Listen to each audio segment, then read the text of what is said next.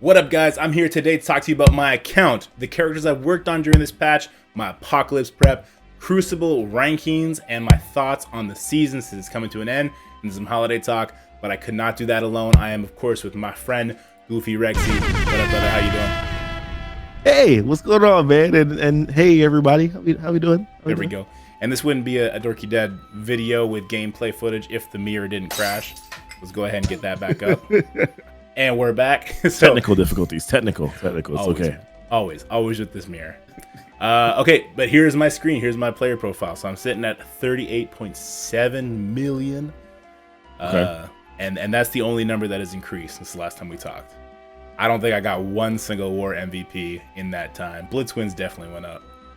But, I mean, war. I don't know how many people care about war MVPs. I know I'm not like a huge fan of war MVPs, so I'll let it slide this time. All right. I'm gonna work on it. See, the problem is I got a lot of like super killers in my alliance, and they really care about it. So they get like uber competitive, sniping the best teams for the most points, having crazy defenses. So it's kind of a little point of pride. I got to get that up. I got to get that to 40 by the time we talk.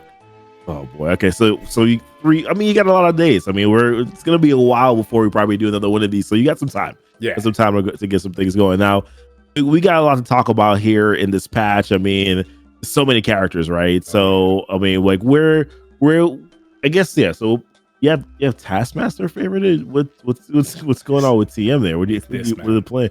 Is this? I need 5 of these. I need it because the orange is ugly and it needs to be teal. It has to be teal.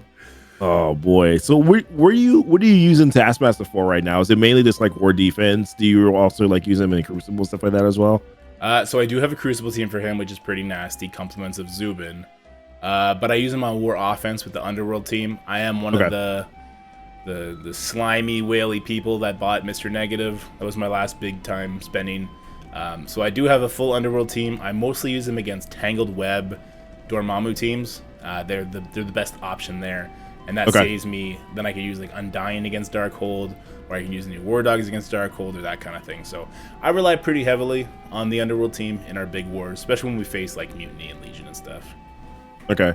Yeah. All right, and then like for this patch, I mean, so the big team, right, is I guess probably War Dogs because we're in preparation. You talked about prepping for Apocalypse. Like, where are you in that process right now? Or maybe not Apocalypse. Let's talk about Death Scourge, right? Like, where are you in the prep for Death Scourge right now? So I'm pretty set. The mirror died again. Come on, mirror. Mirror on the wall. There we go. It should pull up in a second. There we go. Okay. And we're back. And I'm going to go to Bionic Avengers. So my Bionic Avengers are pretty stacked. They're there, right? They're all level 90. They're all teal gear. I'm missing a couple stars on Deathlock, Hulkbuster, and Viv. And I'm eyeballing that 6 red on Viv Vision. I do have the gold promos for her, but it's tough. It's tough for me to put it on a support character when what I want to do on the inside is I want to upgrade Black Panther to 7 red star. Again, not super smart, but it's what I want. But like they're good, right? I'm not putting anything else into them. I think they have all their T4s on all the characters. Like I said, Hulkbuster doesn't have basic. She doesn't have special. Iron Man does quite a bit. But yeah, you didn't do Iron Man's ult. I mean, I originally thought the ult was like the most important one, and I'm starting to realize that special is actually killer. So for sure, that's probably the better one to do than the ult. But because I mean, it melts. You get the special so many times though. That overall, like if you're looking at longevity, that does more damage than you would get from the ult, and sort of like an accumulation of damage, right? Yeah, I agree with you. The special is better. The ult, I have been eyeballing it because I would love to start erasing that bishop on the boss node. And who knows if we're gonna need like an uber nuke during the Death Scourge, right? So heading into this period now, I'm pretty much in horde mode on T4s. As you see, I have 71. That's because I just finished doing Nikia's special and passive, and now I'm not spending anything. I'm waiting for the Death Scourge. I'm gonna have T4s on hand if I need to do more on Bionic Avengers, if I need to do more on Wakanda/War Dogs, or if I need to do more on any other character. I'm gonna be ready to do that. So we'll see what the problems that come up, right? So I mean, Bionic Avengers are set, and then Let me show you my Wakanda. I love my Yeah, Wakanda. your Wakandas for sure. I mean, that's gonna be the. So we talked about this like right before, right? Like the Wakandans are, like in my opinion, there's only gonna be a select few that are gonna build the Wakandans, right? For that Scourge, it's gonna be those who are like really shooting for these high scores, or you're trying to maximize what you can do in the event based on where you are for TCP or power level or whatever. Yeah. But you definitely you push Scourge quite a bit, so you're actually. I mean, G16 on everyone except for M'Baku and Black Panther, and it's only because you don't have the Mystic gear. He's coming, man. He's coming. This is now farmable. My Black Panther will be gear tier 16 soon. I don't know about M'Baku. Oh, actually, you know what? Well, let's do this live. We got some orange pieces. I don't know why I've been sleeping on that. Partially equipped gear. All right. I gotta do it, man. I gotta do it. So what are your thoughts though? Like, who do you think is gonna be a better team for Death Scourge? Like, is it gonna be is it gonna be Wakandans? Is it gonna be Bionic Avengers? Like, for others who are kind of trying to make this decision here, like, what are your thoughts there? The smart build is Bionic Avengers because the raid team, right? Yeah. I think potentially the better team could be Wakanda with Black Panther 1 million. I like the defense down leading into OG Black Panther snowballing and just getting kill after kill after kill. Yeah. But if he doesn't get the kills and loses momentum, it's problems. So in my mind, I can see a world where Wakanda outshines Bionic Avengers, but undoubtedly Bionic Avengers is the smartest investment if you have to pick between one. Yeah. So I think Wakandas are going to be like, they're going to have more sustain, I think, right? Like they'll be able to survive better, I think. Yeah. I would say. But if you're just looking for sure raw, try to delete before you get it deleted, it's probably Bionic Avengers is going to be the way to go. But there are definitely going to be some concerns because if you're looking at like the War Scourge and like previous Scourges, there's some penalties, right, with like characters that give ability energy or whenever they gain ability energy, and also with like the flex. Like, so we're gonna have to see sort of like what these Scourges look like for this next event, because I'm looking at some of these teams, like both of these teams, and I'm like, those are like two major flaws that potentially have hampered some previous Scourge runs. We don't know what Death Scourge is going to look like, and I assume that Death Scourge may be the most different than all that we've seen so far because it's the last one, and it's also Archangel, right? The most popular horseman. I wouldn't be surprised if they throw some curveballs at us there. Yeah, exactly. There was also the one where deflex make you get stunned. But then in the Scourge after that, it was deflex give you heal block. Heal block, so yeah. I wonder if they're going to like tailor them a little bit more to kind of fit what Wakanda and Bionic Avengers do. Because like you say, both give energy, right? Shuri gives energy. And M'Baku gives defense down, which gives Shuri energy on top of that. So lots of energy there. And the Bionic Avengers, I mean, what more can you say? It's just energy on that team flying all over the place. Even outside of raid, it's a ton. So that would be like, depending on how difficult those nodes are, it would be like automatically you can't use those Scourges. So yeah. And of course, if that's the case, then that's the case for everybody across the board, right? So you're not really hurting yourself that much. It's just the crazy people who are like, all right, I'm going to reset this multiple times, even with these difficult Scourges. That, aka you. If I just reset this 500 times until Black Panther crits, and then he gets the kill, and then if he crits 10 more times in a row, I'll get the node done. Yeah. And then next thing you know, it's 4 a.m. in the morning. All right. Exactly. I hear baby crying. Uh-oh. Yeah. Right. Like, oh my God, man. It's the same. But so we're pretty set on where Wakandans are now. Some other things that we got to think about too, right? It's not just prepping for Death Scourge, it's also prepping for the Death Sea team, right? Like, so where are you with Death Sea right now? There have been some questions on, man, should you build this Dead Sea team right now? And I know we talked about it on my channel when I did my roster review, but kind of like, where are you with thoughts on Dead Sea right now? Like, should you be investing, even if you're gonna have to wait to get Archangel and then wait to get the next character, because there's still a character we don't know about yet. Yeah, so like we talked about in your video, I think it's safe to invest in them now. They're the raid team. They're gonna be the raid team. What are you waiting for? Like, what do you have that's more important to build right now than them? Like, if you are building for your Death Scourge, I get it. That's kind of more important. But if you're like, I'll take this time to build up my Shadowlands, don't do that.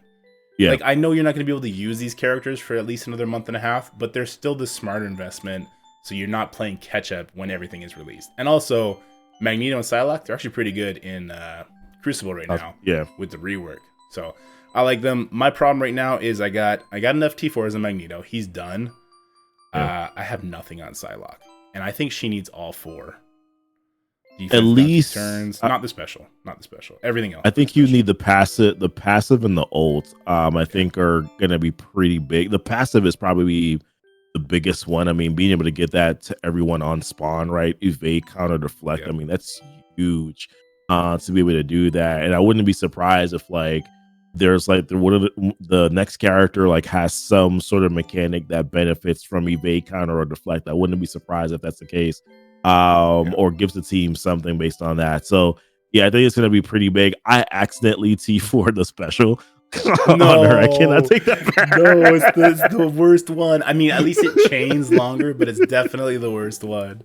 Yeah, I definitely was pressing too many buttons and the T4, and I was like, oh god, I can't take this back. I also did that once, I think, with I think it was like Spider-Woman's basic. I think I did that with her basic too. So yeah, I gotta stop getting so click happy, but yeah, you're right. I think you definitely want to invest into that seed now just to get it out of the way. Like honestly, like War Dogs, I don't think a lot of people need to invest into it. That I mean, you don't need it, right? You don't really like if you're okay with getting like a 5-star or 4-star depending on where you are. Archangel, there's really no reason for you to invest into War Dogs. I would definitely say invest into that seed, get yourself ready for that. Yeah, like I don't think you're gonna need a 7 yellow star Archangel to be able to do Doom 3.4.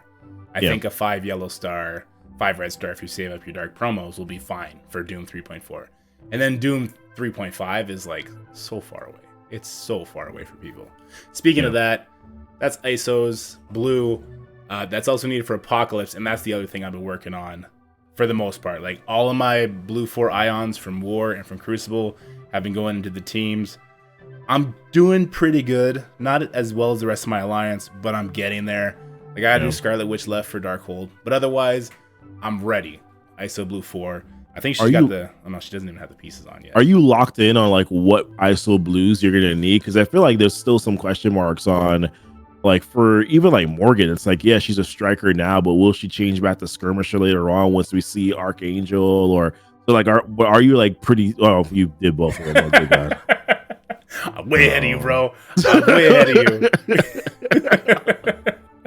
Why am I not surprised? Because you know I'm silly. But that's the only person that I had to do 2 on. And I did feel the need to do both because of where I use her. I love her in Arena.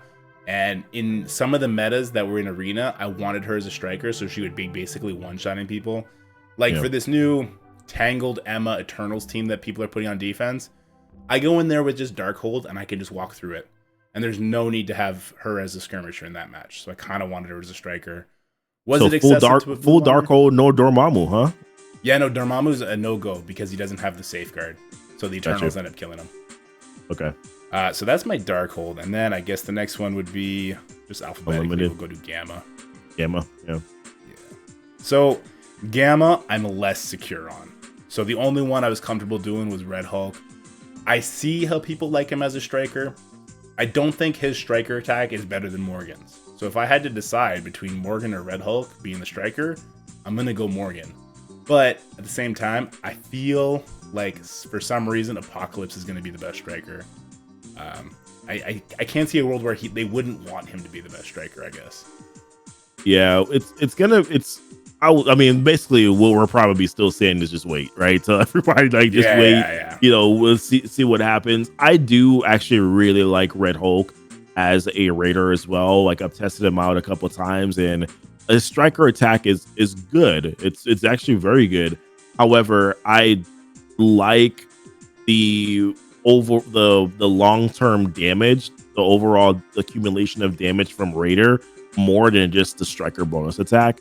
Because he crits a lot of time. If crits a lot of times in the different matchups, I'm getting more overall damage from him than that striker attack. There are those couple moments though where I'm like, if he had Striker here, he would have killed him. Yeah. Oh, 100%. But you'll always have those moments regardless, right? Like sometimes I'm like, if I had Skirmisher, would he have landed that? Or would she have landed that? So you always have those second guesses. Yeah, for sure. And then this team, I'm actually pretty set on this team. I did make a Boo-Boo, and I do have Striker on Rogue. I did both on her too, so I share your pain. See, in Crucible, she's an amazing striker, and that's why I was comfortable doing it. But then they introduced this Age of X rule, and the Age of X rule made the mirror matchup in like just dumb if she wasn't a skirmisher. Because even if you did the speed advantage, you would just get resisted because the 500% resist from Age of X. So that kind of sucks. I have 4 of them done. Phantom X, he's gonna be a raider. Once I get to 415, I'll pull the trigger on that, and then so like I'm pretty good. I was showing Gamma while you were talking. Like I have the crystals on a lot of them. I don't have the ions to promote them. And Gamma, man, Gamma's tough. When you look at Gamma, like what mode are you using them in? Using them on offense, defense? What mode do you care about the most? Like, because they're a war team, sure. But for me, I have to throw them on war defense. Like that's mandated by my alliance. That's not fun for me. I don't care what ISOs they are for war defense. Right. The enemy's going to do what they're going to do to them. So I'd rather have them kitted out for where I'm going to use them, where I'm actually going to enjoy them. So if I'm using them on Crucible offense, that's different ISO choices than what I'd want them for on war defense. Yeah, it's up and down. Like honestly, that's probably going to be the toughest team for me to make a decision on, because I go back and forth between healer or striker on Hulk, and then there's Brawn, who could be skirmisher or striker.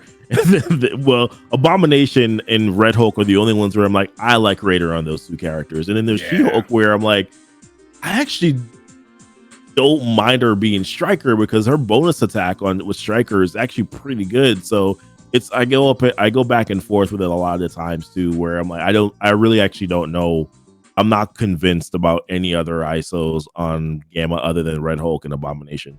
Yeah, like I'm kind of settling on healer for Hulk, just because he bounces around like crazy. But like you were talking about She-Hulk with Striker, when she chucks back her passive, it's huge. But also, I really like when she does her attack, if they have, because they're going to have vulnerables. I got Raider like you on A-Bomb and Red Hulk. If she hits a vulnerable target and they have a death proof for whatever reason, she can bypass that. And I like having that option. Right now, I have as her healer because she's on defense, just to be maximum annoying. But I'm annoying it. Yeah. But it's tough. But yeah, so here's my Crucible defense. Pretty turtly. This is not what I used in my last Crucible. Honestly don't like you just looking at the defense.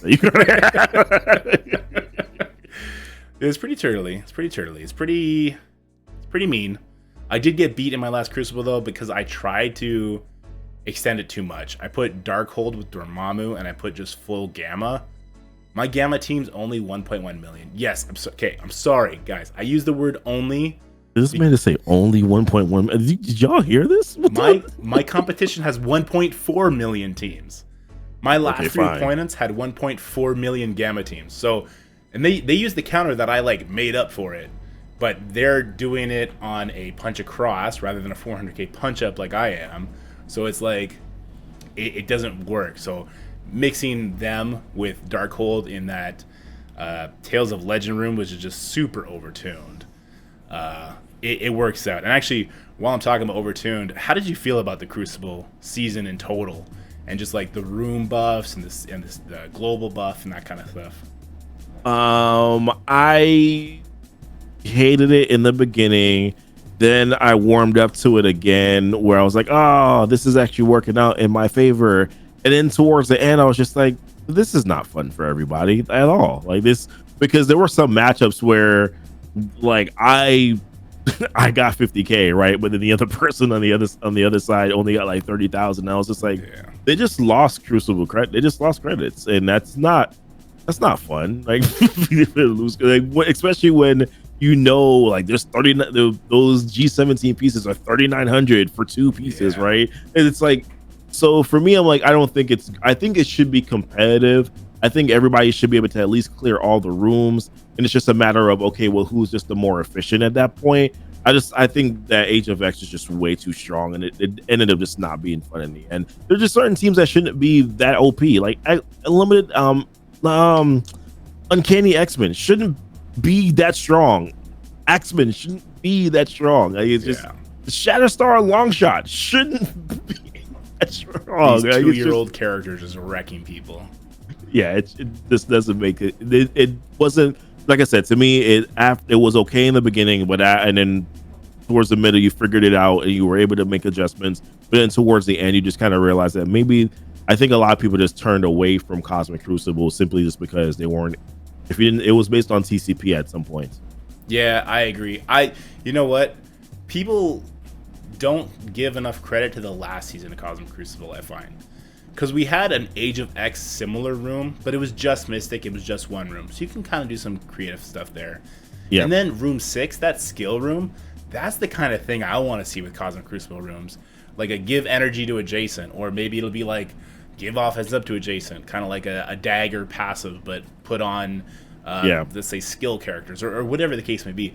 I like that kind of stuff rather than just like legendary characters cannot be CC'd, gain 50% damage, and gain speed up on their turn, get wrecked. Like, I hate this room. This room is crazy overtuned, and if you couple this up with mutant characters, like if you put Unlimited in this room with the Rogue, it can be really tough. The only reason you don't do that is because room 4 is almost just as silly, giving offense up to Gambit for his pings, and he has Age of X. So it's like, it's a lot. This season was a lot for me, just to, like you said, the burnout, just to withstand it. Yeah, it was too much. But I am ranked 35.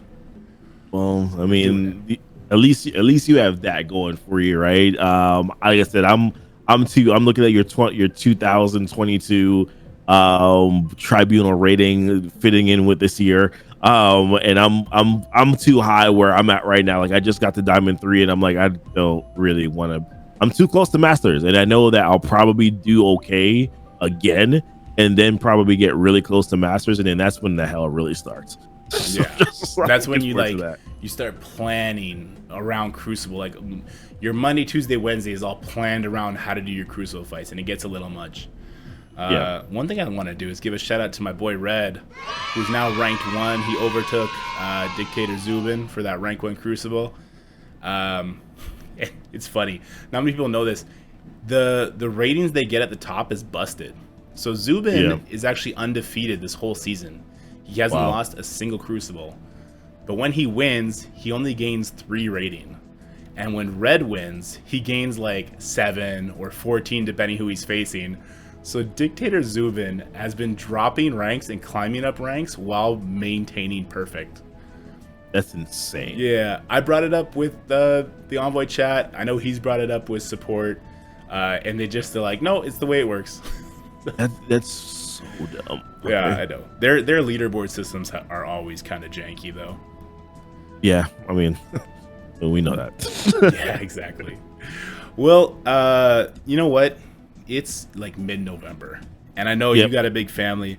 I got a big family, so we're probably gonna be pretty busy for the next couple months, basically. So let me ask you. No, hold up. Here we go. Let me ask you. While we look at Dad Drax, Dad of Moondragon, incredibly sexy sweater. Yeah. What are your holiday traditions, brother? Like, what do you look forward to the most in the Christmas season? So hanging with fam for sure. This is gonna be a little different though, because we got the baby. She's 19 days old, and the reason why I know exactly how many days is because my oldest daughter, who's 6, has been counting every single day. so therefore she's 19 days old now. And yeah, so I mean, it's gonna be a little different because I was telling my wife, I'm like, I can't go to the Thanksgiving dinner, which is usually at my mom's house. She's like literally 8 minutes away from us, which is good and bad. Sometimes it's not quite like Everybody Loves Raymond, but there's some times. So no, I'm really looking forward to just spending some time with family. My biggest thing is like I start watching Christmas movies from Thanksgiving. That's so like Home Alone is gonna be on Thanksgiving Day. My sister's coming from New Jersey, my brother's coming from Florida. So they're gonna hang out with us a little bit here. It's just, for me, like, I just love the holidays, man. It's just a lot of fun. And then it's usually trying to like do little small things with like cousins, play dates, things like that. It's usually kind of where we start winding down to. Now with the family and cooking, we're gonna have a Friendsgiving where people are gonna come over. So there's a couple of different things that we're gonna do here. Although we can't do as much as we used to do on previous holidays. Yeah, that makes sense. All right, look, I'm a big food guy during the holidays. So what is your favorite holiday dish, my friend? Favorite holiday dish. So I'm Jamaican. I don't know if a lot of people a lot of you guys know that I'm Jamaican. That's born there, moved here when I was 8, moved to the US when I was 8. One of my favorite dishes is, and it's ackee and saltfish and dumpling. That's so some of you guys will know what that is. Some of you guys may not, but look it up if you have an ackee and saltfish and some dumpling. That's like my favorite breakfast. And then my dad makes this really good rum cake. Nice. I saw that. That was just the anticipation side. You're like, oh, it's just a couple weeks away. It's not too far, guys. It's not too far. I'm looking forward to that 100%. And then also my aunt makes this really good mac and cheese. So it's gonna be a good time. Nice. All right, hey, it's always fun hanging out with you. We're gonna cut this video off now. Happy holidays, everybody. Same to you. Gonna come out. Goofy, got anything you want to say? No, well, like I said, I probably won't be on this channel until January, until the new year. So, happy holidays to you guys. Spend some time with family, enjoy it, cherish those moments. They're very, very, they're good moments to have. So don't take them for granted when you have them. And always a good time to be on the channel, man. Yeah, man. Oh, and hey, before I forget, because I almost did. We just did a similar video on Goofy's channel about his roster. It's a very unique perspective. It's different than mine because mine is like very whaley, very blubbery. His is very more normal person and much more relatable. So definitely go check that out. His stuff is right there. Check him out on YouTube. Check him out on Twitch. Show him some love. And yeah, guys, just bye for now. I appreciate it.